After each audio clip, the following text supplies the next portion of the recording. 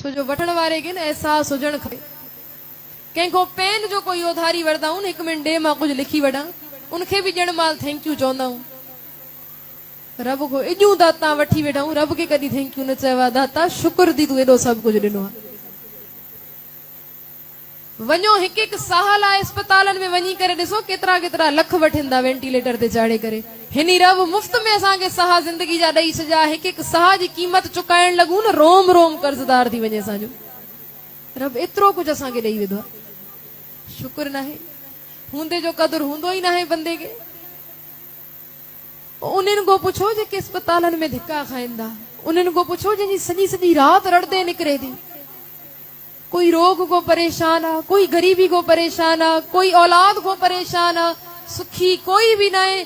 छो सतगुरु चवंदा नी बाली रोवे ना है भतार, नानक दुखिया सब संसार, हर बंदो दुखी आहे।